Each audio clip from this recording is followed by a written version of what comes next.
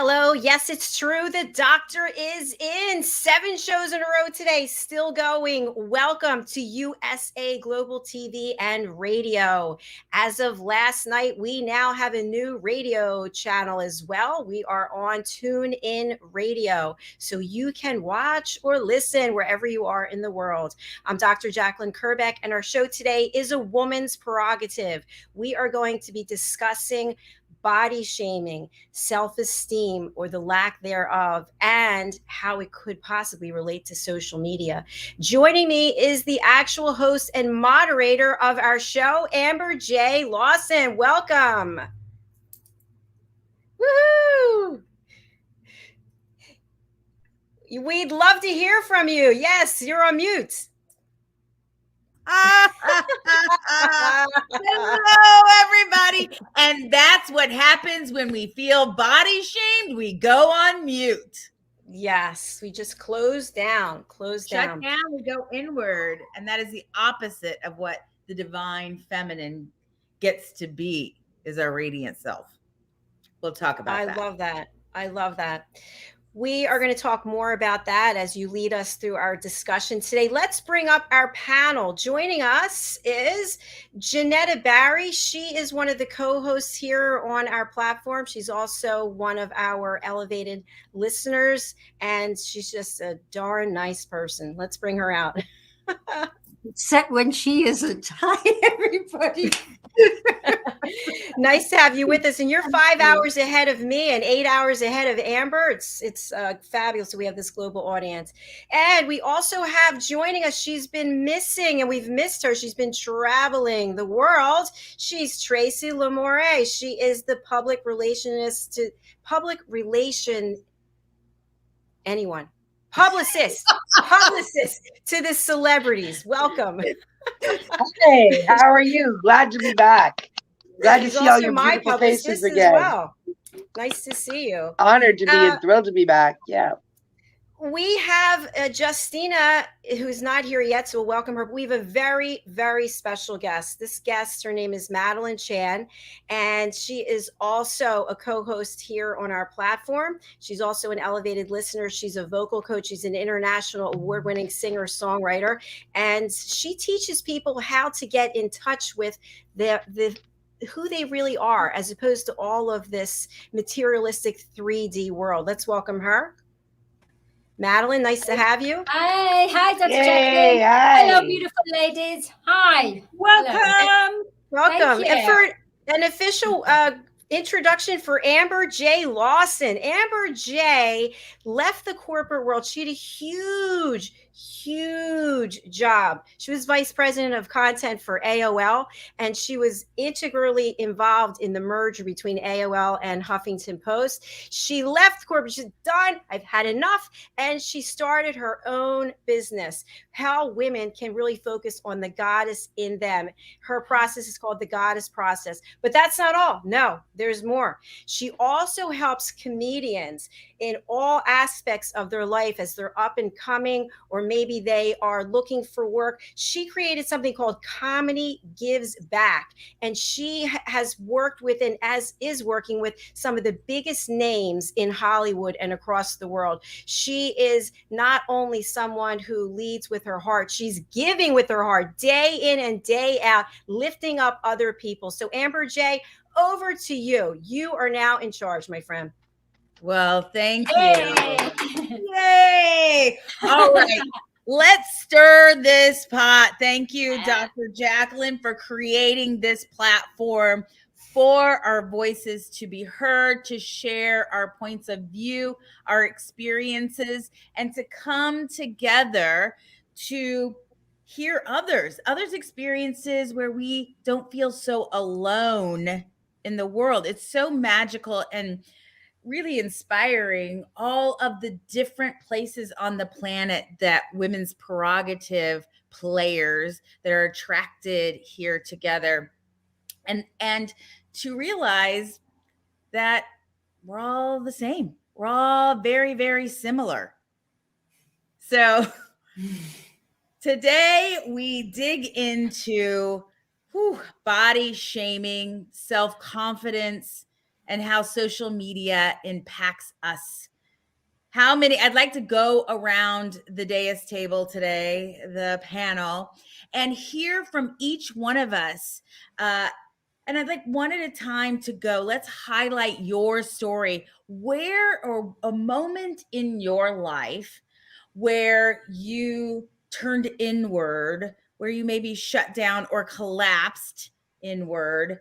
Maybe you dulled your shine because someone outside of yourself, or maybe it was an internal conversation from something you saw, heard, society, family, coworkers, boss, partner said to you, or you experienced, such that you had a different vision or view of your body, where you felt like your body wasn't right, wasn't enough, wasn't done the right way or shaped the right way. I can speak. I'll jump off the discussion. When I was in 8th grade, I had it in my head that, and I maybe have told you this story before. I had it in my head that if I made cheerleader, that I would, and went into my freshman year of high school, that life would be made. Like everything from that moment on would be perfect if I made cheerleader. So I went and I did all the things that you're supposed to do. I was the loudest, I was the peppiest, I hit all my marks, and I didn't make cheerleader. And I thought the reason I didn't make it is because I was too fat and not pretty enough. And so from that moment on, every one of my decisions, now I was hell-bent on being successful in life. So I was like, well, I just have to be a doer, because my looks, my presence alone isn't enough. So I'm going to do my way into success. So I worked and worked, and ultimately I succeeded in college. I succeeded as a performer. I succeeded in Hollywood. I succeeded in business by grinding 80-hour work weeks, doing all the things, doing it like a man. And then cut to like 5-6 years ago, I'm at home in Kansas City with my mom. And somehow this conversation got brought up, and she goes, "Oh, no, the reason you didn't make cheerleader is because you got in-school suspension for writing dirty words in a Mad Libs, and Richard Wehrmeyer told your lit teacher about it." So I had been all of these years with this belief, right? With this belief system. So this story that shaded a lens in all my decisions. So that's my story to kick off. Like, let's go there. Let's go deep, because through each other we heal. Like, who else here had a story that they weren't pretty enough, or didn't have a body shape, that they didn't get something, that they didn't achieve something that they wanted so badly, or thought that would move them along, right? So, Dr. JACALYN, I know you have a story. Yes, thank you. Thanks for sharing your story. That was really interesting. I could picture you trying as a cheerleader. I bet you'd be an excellent cheerleader.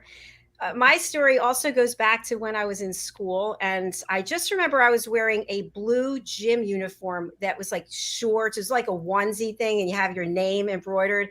And we were in the locker room, and we were getting changed, and someone pointed out that I had breasts. It's a hard word to say. And I was really embarrassed because I got them, I guess, before the other girls did. So I went and talked to my mother, and she got me this.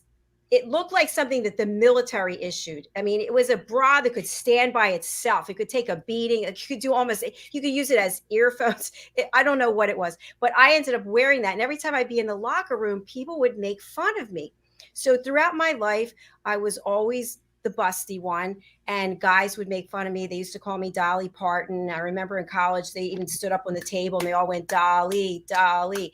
And as I got to be an older woman, that younger woman was still there. And that younger woman felt ashamed and embarrassed that I was the first one to bloom early. And of course, everyone else ended up blooming at some point. And then the way that people treated me, it just broke me. And it wasn't actually until in my 50s when I started to look at it and say, you know what, thank God I have healthy breasts, because people don't have that. Thank God I'm healthy, and look at it in a different way. But I'm telling you, for all those years, I always thought there was something wrong with me, that I just stood out and people would just laugh at me. Isn't it interesting? And that little girl inside that blossomed so early, that was made fun of, how did that impact choices you made and how you showed up into rooms, showed up in business, showed up in your mission? Yes, it definitely impacted me in all those aspects. I would say the most telling is my health, because my health started going downhill. I have 3 autoimmune diseases. And I know that that's not the only reason, but a lot of the choices I made were because I was insecure and I didn't like myself. There were times when I even hated myself. And those choices, the men I was with, the decisions I made, they were all based on low self-esteem. Yeah. Who can relate to that? I hear you. Thank you for sharing. Yeah. JENETTA, when in your life did you feel shame, or you were ashamed of your body? You thought that your body was maybe different than others.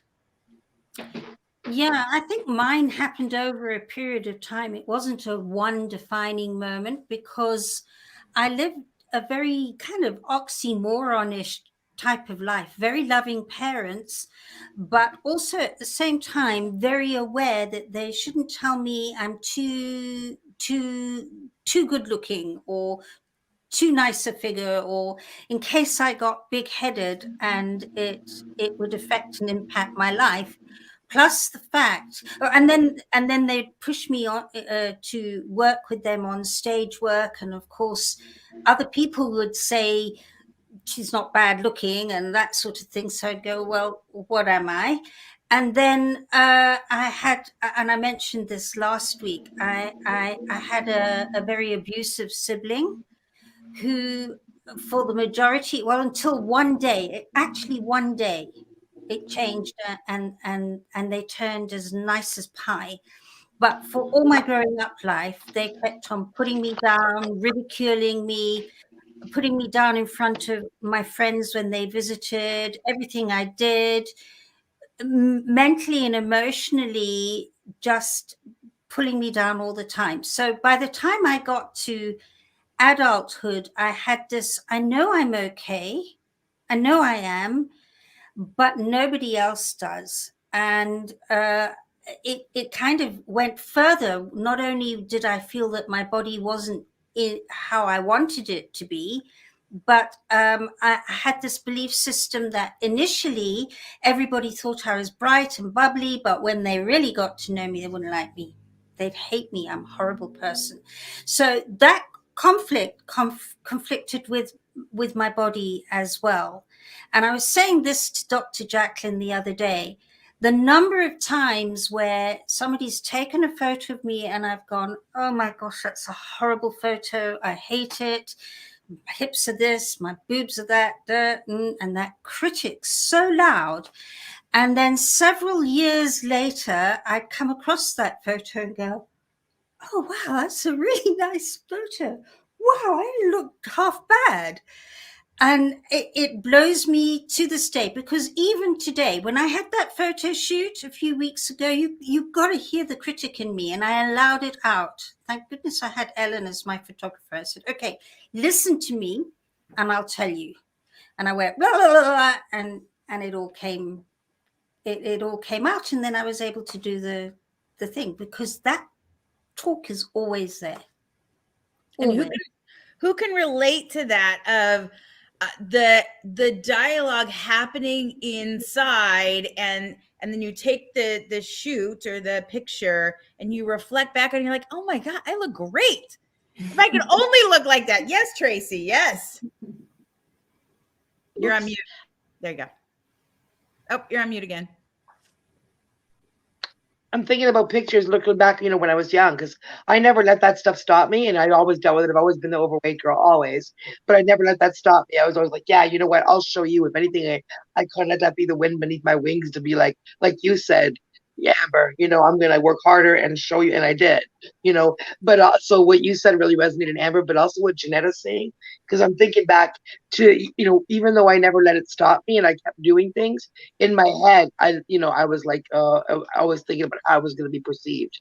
And lately I've gotten, like, I'm thinking about when I was 20, when I was 21.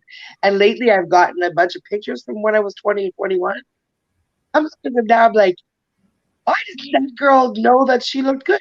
Because I looked fine. Like, if I saw other girls like that, you know what I mean? Like, she wasn't too fat, she wasn't skinny, but she wasn't like what I was thinking in my head, So I think I limited myself a lot in a personal, never in a professional, but in a personal level in younger years, And then luckily, it's funny. My husband and I, we're 24 when we got together, and I'm 52 now, so we've been married like 28 years. So on top of successful in business or whatever, it's funny, like, because what the thing that the girls in high school would have thought, which is the fat girl is going to be the one that doesn't get married or is left alone or whatever. I look back and I'm like, well, actually, that's not what happened. A lot of those girls didn't get the life that they wanted, and I got the life that I would not have imagined. I got the good-looking guy. He still looks good 30 years later. So I don't know if I'm articulating it well, but what we think of in our head and the story that we tell ourselves, I could have stayed hiding in the basement thinking, oh yeah, I'm just a fat girl, nobody's gonna date me, nobody's gonna whatever. I limited myself by doing that and thinking that. Instead I was like, no, you know what, I'm not having it.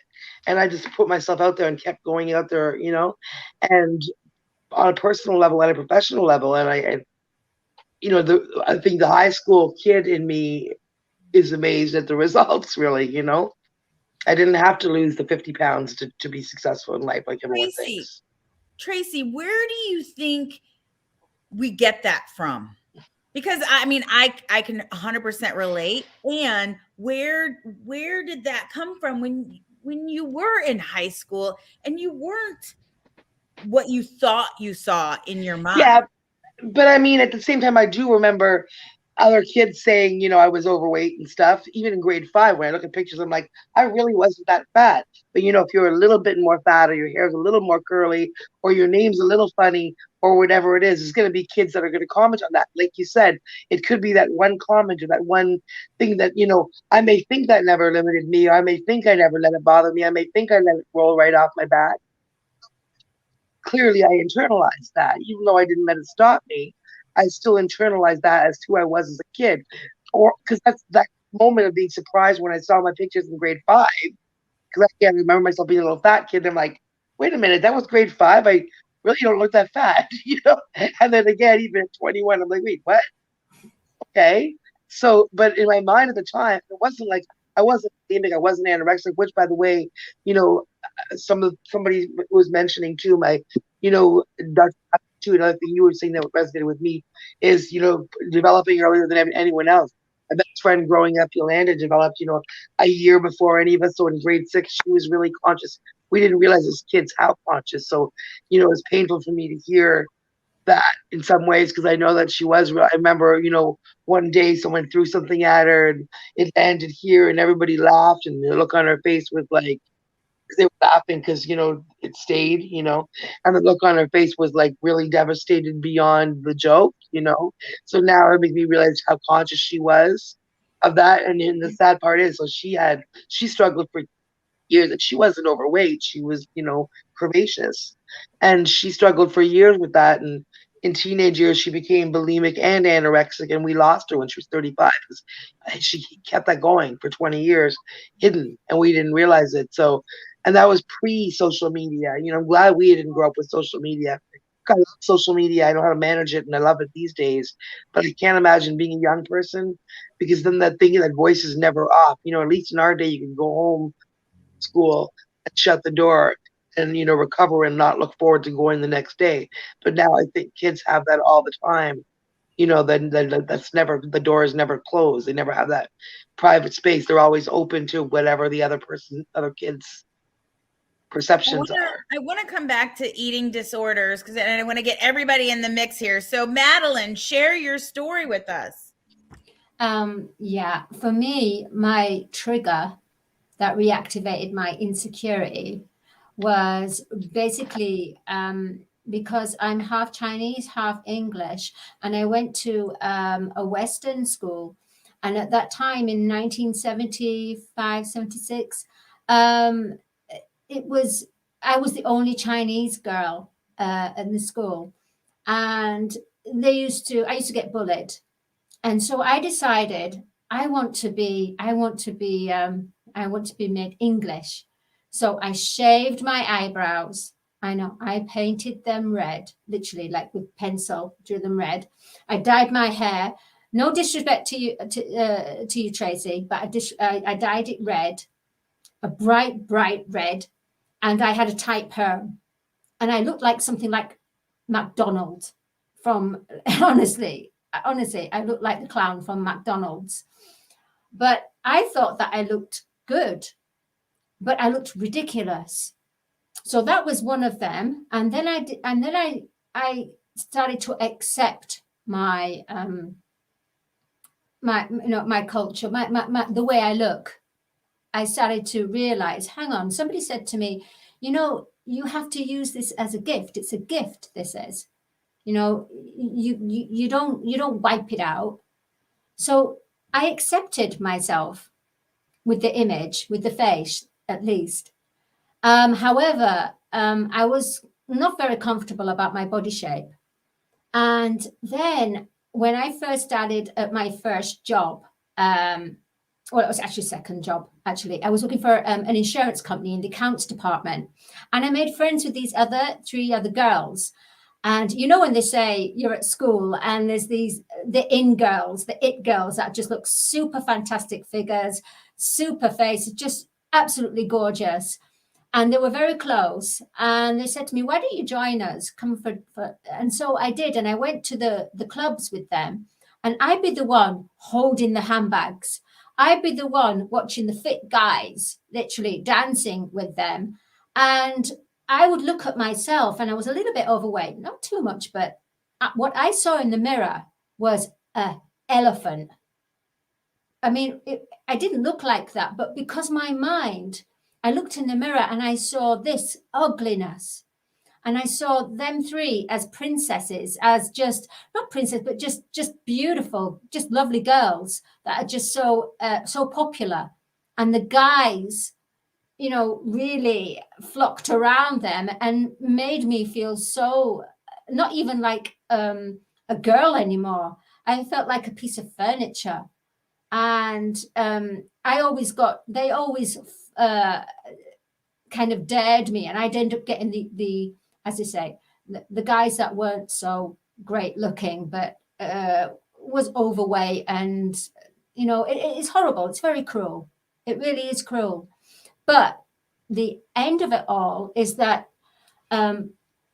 now I am at that point now. It's almost like I've gone back to that, but not to the mind shift of feeling ugly. My life has become better, and I've accepted myself fully, my look, my body, everything at 50. At 50. This is a beautiful teeing up of my next question, by the way, which is exactly that. Hello, welcome, Justina. Hello, sorry I'm late. I was held up. I just finished another meeting. Thank you. I'm sorry. Thank you for waiting. So join us in this discussion, and I want to open it up to the floor. So whoever this calls to, and really, Madeleine, you teed this up. When did you accept how you look? When did you embrace who you be? And I'm going to say it has been the last 4 or 5 years when I truly embraced myself in my 40s and into my 50s. I have no F's to give. This is what I got, and I rock it. So when did you embrace who you be?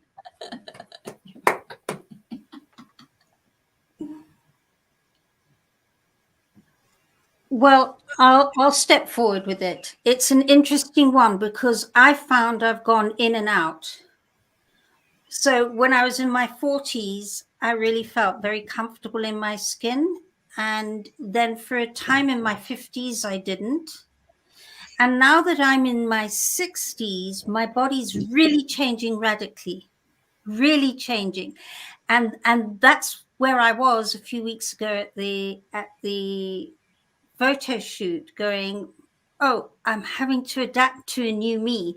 So I find I have to start reprogramming and reprocessing myself, because nothing that I used to be able to do that felt comfortable for me works anymore, or doesn't work as easily. And how have you managed to navigate that? So aging, our bodies are changing very quickly. How have you been able to stay true to you, to stay rooted? It's a really great question, and I think it would be great to get. I hope people in the audience respond to this as well.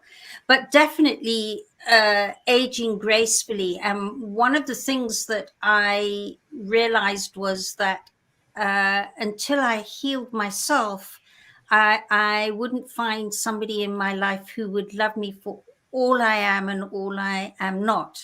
So I worked on myself a lot in the cycles of not liking myself. And with it, I now have a partner who goes, I don't care how you look. You're beautiful, you're gorgeous. I just adore you. And, you know, whether you've got 300 wrinkles or none, or you're this or you're that. And I think that's the thing, is when you start accepting yourself more and more, you start attracting the people and the circumstances into your life that reflect that. So I'm getting that endorsement I didn't have at early age now. And trusting a man, because I couldn't trust any man. Men, you know, don't speak to the hand. That's how. Well, you couldn't trust any men because you couldn't trust yourself. Is that true? Exactly. And the moment I started loving myself and understanding that at photo shoots, when I'm being showed things, I'm going, no, it's horrible, take it away. And I'm allowed to say it. And then they go away and they go, right, now have a look at it again and look at this. And I'm going, you're absolutely right. I love it.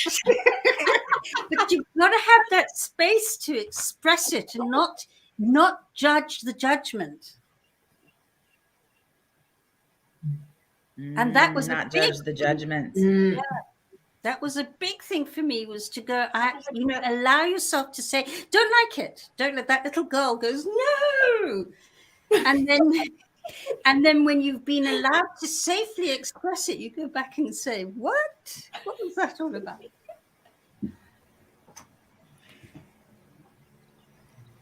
Thanks, Jenetta. I can jump in. Great, please. I think I finally accepted who I am during the pandemic. And I think it's because I had so much time in isolation on an island with my mother behind a green screen. And I wasn't involved with anyone. And it wasn't like I had to be so on top of how I look every second. And is my hair colored perfectly? And are my nails done perfectly? And I've been getting Botox.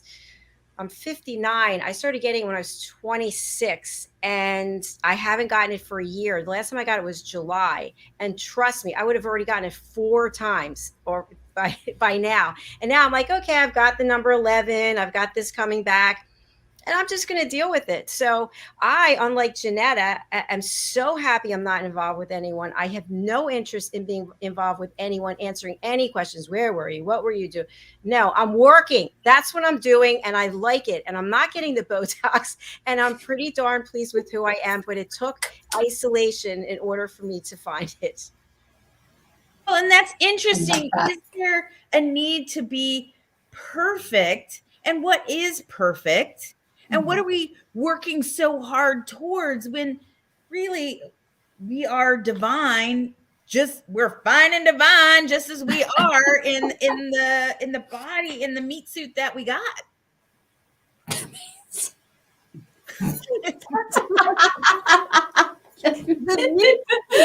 Mates. very masculine. I mean, we're a spirit, right? We're an infinite being, and this is just the suit you got right now. This is the costume you're wearing. So you can either embrace this costume and the lessons it's teaching you and love it, all the bumps and curves and colors and shapes and transformation and changes, or we can fight it, right? So we can resist what resists, persists, or we can go with the flow. Dr. Justina, when did you accept your body? My single sister. I've never had to debate or think about my body, so to speak. I think I accepted it as soon as I was born. And growing up, I've never had any questions about my body. I've never had this journey of saying, I am now coming into, I think I've always been into myself. And I also believe that there's a constructed view of what beautiful should look like. When in, how do I put this?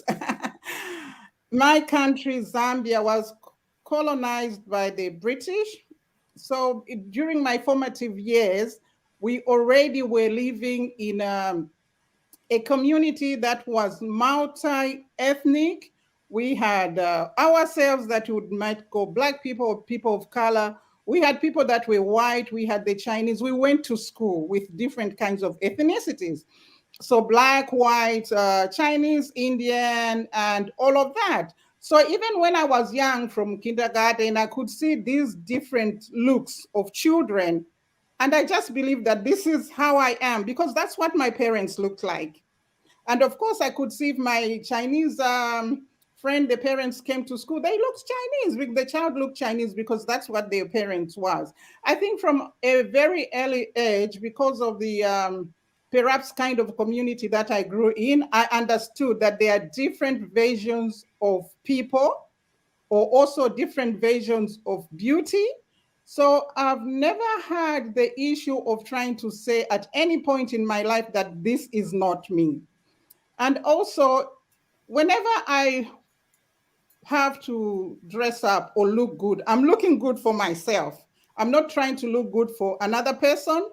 I just believe that it is a matter of respect to the audience that I am going to. For example, if I'm going to a job interview, if I'm going to a reception, a red carpet event, that I have to dress up accordingly, because this is what the event entails, and I've got to look that part, but not that I'm trying to look that way so that the opposite gender or the next person would be approved of me. I don't know whether that makes sense at all, but yeah, so I've never had that issue of trying to come into myself. I've always been who I am, and I've always accepted myself as such, and I've always understood that there are different versions of people that perhaps God made in his own images. And of course, we can say God has got several images, and that's what we are.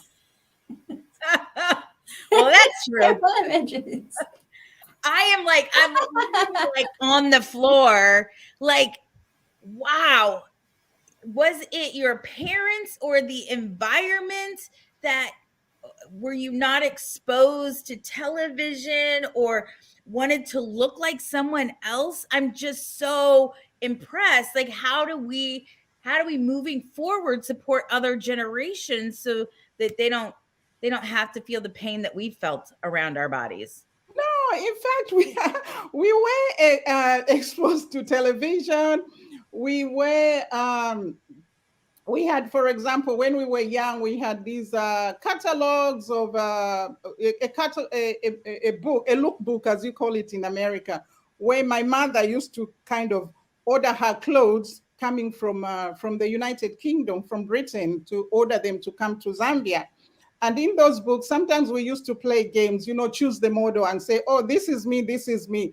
But it never made us feel uncomfortable. We understood that there are different kinds of people. Of course, we were exposed to television. For example, I remember when Neil Armstrong and the team were going to the moon, we stayed up all night just so that we could see that, because that happened about 2 a.m. in our country. I also remember when I think it was Muhammad Ali having a fight. We stayed up to watch it on television because of the time difference. So of course we were always exposed to television. I told you about me, about 10 years old, wanting to come to America because of Michael Jackson. So we were exposed to television, but we just understood who we were, because I think we were born and found ourselves in this community that had different kinds of people. And for us, we just knew that you had to look like what your parents looked like. There was no way I was going to look white if my parents are black. There was no way I was going to have straight hair if my parents' hair was curled. So the parent, the look of the child depicted the parent, and we understood that. We also understood that there are different kinds of people. I went to a convent school. We had white nuns that taught us. But I never, maybe to say for myself, but I could also say for my sisters, we never at any time thought that we are not good enough, or that we should look like the next person, not even like the nun that was standing in front of us, because sometimes we even used to make fun of the nuns when they tried to sing to us and had that high-pitched soprano to sing, and we were trying to imitate them, but that's where it ended. You know, I'd love to pop in at this point, because I think you've made a really good point. I grew up in Kenya. I grew up in an integrated society with ambassadors' daughters, Koreans, Polish, even with the Iron Curtain, where it was every nationality. I also went to a convent, and we all accepted each other for who we were. And yet I had issues. And listening to you, I actually believe that there are certain personalities that are more sensitive to how they feel and what's happening around them than other people who are just more accepting for what actually is. And if I listen to you versus me, I really do know I was an overly sensitive child, because I could pick up everything and feel everything, and it was an overwhelming time to grow up as a sensitive child. We've lost Dr. Justina. Well, So was it a desire to be liked and to be accepted? Yeah. I mean, ultimately, I feel we wanted to fit in and frankly, be loved.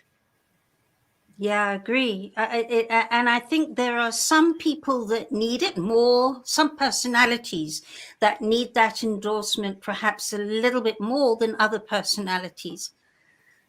I've seen this many times. I agree. I was always, oh, sorry, Madeline, I'll just say I was always searching to feel safe. Not so much love, but safe. Madeline? No, I was going to say something, Dr. JACALYN. I think that, I don't know why, but I think that, maybe things turned when the supermodels came in. When the supermodels, which was like Kate Moss, Naomi Campbell, you know, Linda Lusardi, they kind of were supermodels. And it's like every girl wanted to have that perfect figure, that perfection. And there was more depression during that time, and more body shaming, and more because you weren't that perfect size. To be honest, a perfect size 8 or even 6, a model 6. There's no way that if you're not naturally, if you're big boned or you're pear shaped, there's no way you're going to squeeze into the statuesque models. And they were tall as well. So that was another thing, in the way that it made women feel inferior. These were the supermodels, and the media really did dictate our outer realities. They were everywhere. They weren't just in magazines. They were in pop videos. There were billboards everywhere, making us feel we are nothing if we're not a supermodel status. And I am grateful that we are in the Botticelli Renaissance period, and that all shapes, sizes, colors, genders, associations are being embraced in life now, right? I don't know if Yeah. you all have seen this, but there's a show on Apple Plus called Physical, where she has an eating disorder and she goes and she hides it. And what I'm grateful for today, because I went through a phase of an eating disorder. I tried to have an eating disorder. I thought an eating disorder was cool. And right? Like, to what end? But Yeah. there's a show called Physical, and here she is that rail thin, and she goes and eats everything, and she has a whole ritual around it, and then throws it up and cleans herself off and goes back into life. And it is because she is stuffing down all of her feelings. Where are we stuffing down our feelings? And they have to come out one way, shape, or form. That's another reason why so many women have breast cancer, is keeping all of that emotion stored in their heart, not being able to fully feeling safe, to Dr. Jacalyn's point, to open our hearts, to be fully self-expressed in the environments we're in. I'd love to hear that story that you shared, or maybe there's another story in a workplace when a most likely masculine had something derogatory to say in a public forum, and that was okay about our bodies. I can share. Great. I was in my corporate career and I was calling on a very well-known consumer products company, and they happened to manufacture hair color. And I knew that the decision makers were younger than me, decades younger. And so I wanted to appeal to them to get the business. So I thought, I want to look remarkable and in alignment with their products. So I posted a survey in our I forget whatever it was, for our intranet at work. And I asked, should I color half of my hair this color or this color? And people responded to the survey, and it was really cool. And I decided to go with whatever the orange color was. And so a couple weeks later, actually on my way to that trip, we had a business dinner, and there were probably 15 of us at the table. And the senior executive was sitting next to me. And of course, when he spoke, everyone stopped speaking. And so he said, I saw the poll that you put out there, and I just want you to remember, when you're calling on this major global client, you are representing our firm. Don't go in there looking like a hooker. And the executive at the other end of the table said, did you just say hooker? And he said, yes, I did. He said, well, that's an HR violation, first of all. And everyone at the table stopped speaking. So the next day, I had to go and meet with this person and the other person, because our boss had mysteriously disappeared. So they wanted us to know everything was okay. So I was in this meeting dressed to the nines. I was nervous wreck, but I knew I had something to say, and I could no longer not say it, because there have been other things that I felt like I was disrespected. So long story short, I get into the meeting and the senior executive says, by the way, I want to let you know, I didn't mean what I said last night. And I looked at him and I said, oh, you most certainly did mean what you said. And not only did you disrespect this company, all these employee owners, but you disrespected our client, you disrespected me, you disrespected yourself, and you disrespected hookers. Guess what? Hookers are people. Hookers are consumers. Hookers are maybe using these products that our global client is selling and providing. If you ever speak to me in that way again, I will take you up to HR, because we have a witness right here. And I was this was dripping down my back, I'm telling you. And he looked at me, he turned bright red. And that was the end. He didn't say another word. And our relationship, of course, was completely ruined after that. But thanks for listening. Well, and thank you for standing up, right? Because I have no doubt that there was a ripple effect, that whether it was him or people who experienced that or didn't have to experience that. So thank you for using your voice and standing up for the truth. Let's respect ourselves. Let's respect our bodies. We got this for the time that we have it. So we get to embrace it. So I think we're wrapping up. Do we have time for one more question, or are we complete? I think we have time for one more question. All right, so let's finish this. When was the moment that you accepted what this whole thing looks like? Those who didn't get to go.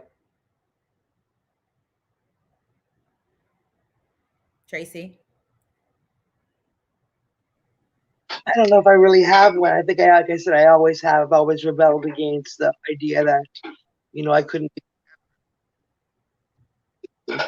So any kinds of limitations, and especially with women, there always are limitations placed on us. I was just like, no, watch me, little girl. I was just like, I remember my best friend in high school said we're secure in our insecurities. So while we had insecurities, I wouldn't, refuse to let them kind of limit me or stop me. I think that's been the limit, personally or professionally. I do think there is like, where did we compensate? Where did we sell ourselves short? Where did I dull my shine? Where did I not speak out when my truth bubbled up? Where did I allow others to take the lead on X, Y, and Z? Because I was afraid to be seen. It wasn't safe to be seen. Yes.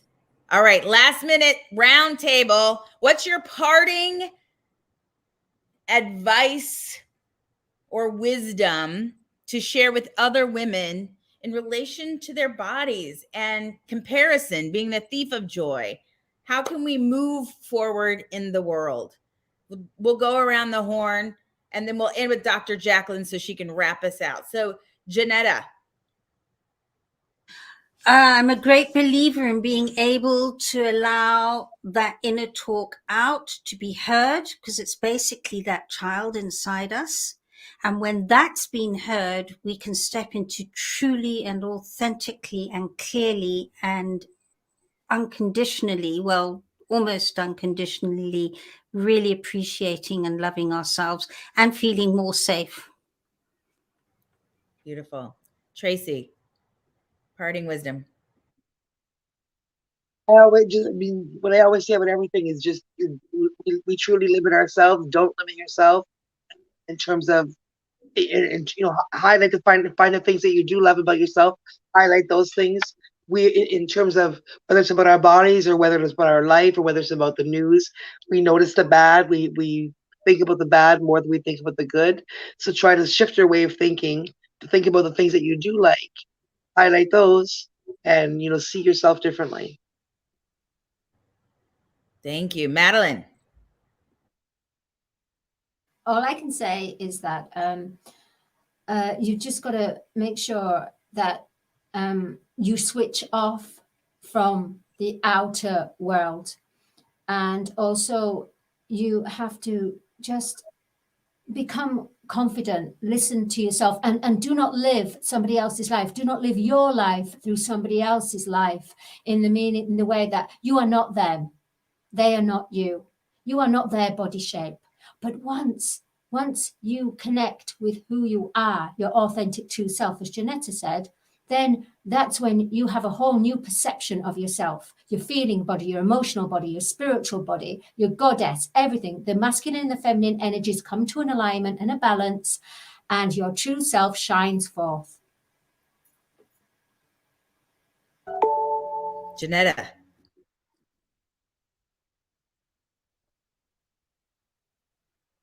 Oh, sorry, Justina. That's my bad. I think I'll just say to everybody to accept themselves as they are. Like I said, everybody is created in God's own image, and God has several images, various images. And just be who you are, because everybody else is taken. You can't be another person that you were not made to be. Just accept you are the way you are, because then the beauty from within will shine out to the world. But the more you struggle with yourself to be like somebody else, the more you have problems and you get this frustration.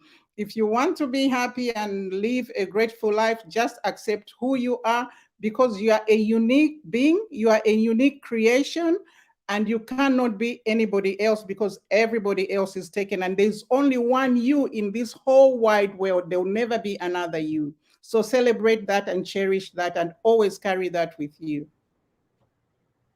Just to piggyback on that, you are 1 in a trillion chance that you exist. Here you are. And when I own that, I magnetize everything I desire to me. Dr. JACALYN, bring us home. Thank you very much. I'll sum it up this way. Today, I received my blood test results. I had not had my blood checked since 2018, and I have ulcerative colitis, I have facial eczema, I have scalp psoriasis, and I've been dreading getting the test done, right? We obsess. I got an 11 here, but what's going on inside this body? What is going on inside this meat suit? And I didn't want to know, because if I knew, I'd have to take action. And the bottom line is the test came back and I am healthy. And that's the point. I am healthy. So what this looks like on the outside doesn't really matter if you're healthy on the inside. So I thank God for that. And I just ask people, don't wait 4 years to get your blood tested. Don't wait 4 years to love yourself. Do it now. And it's all about what's inside of you that matters, not this container. All right. That's our show for today, A Woman's Prerogative. Thank you to Madalene Chan for joining us as a guest. We are so happy to have you. Kathy Fulton, we missed you here today. And Desiree, we know you'll be back next week. If you'd like to be a guest on our show, go over to our website, usaglobaltv.com. You can actually book in to be a guest on this show, as well as all of our other shows. That's all we have for now. We're going to wave and say goodbye, and we'll look forward to seeing you next week. Bye. Bye, everybody.